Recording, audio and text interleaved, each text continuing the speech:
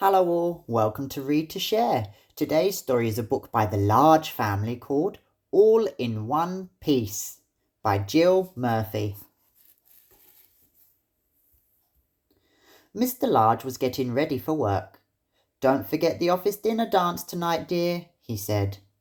"Of course I won't," said Mrs. Large. "I've been thinking about it all year."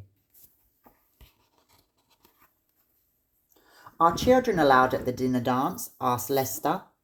"No," said Mrs. Large. "It'd be too late for little ones." "What about the baby?" asked Luke.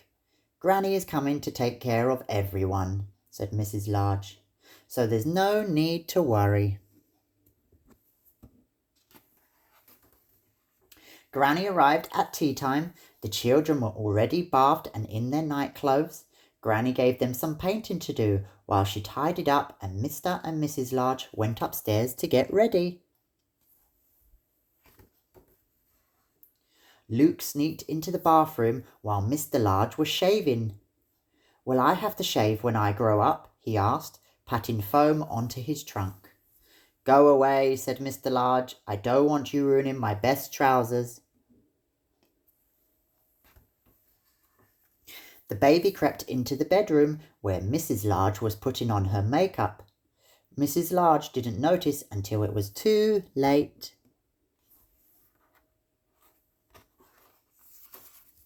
"Look," said the baby, "pretty." "Don't move," says Mrs. Large. "Don't touch anything." Outside on the landing, things were even worse. Laura was clopping about in her mother's best shoes and beads, and Lester and Luke were seeing how many toys they could cram into her new tights. "Downstairs at once," bellowed Mrs. Large. "Can't I have just one night in the whole year to myself? One night when I am not covered in jam and poster paint? One night when I can put on my new dress and walk through the front door all in one piece?" The children went downstairs to Granny. Mr. Large followed soon after, very smart in his best suit. At last Mrs. Large appeared in the doorway. "How do I look?" she asked.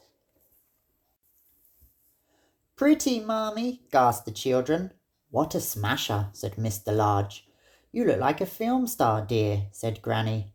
"Hands off," said Mrs. Large to the paint-smeared children.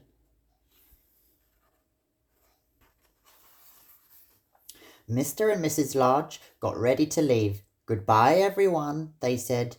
"Be good now." The baby began to cry. "Just go," said Granny, picking her up. "She'll stop as soon as you've left. Have a lovely time." "We've escaped," said Mr. Large with a smile, closing the front door behind them. "All in one piece," said Mrs. Large, "and not a smear of paint between us." "Actually," said Mr. Large gallantly, "you'd look wonderful to me even if you were covered in paint." Which was perfectly true, and just as well, really. The end. Thank you for listening. Look for my next story.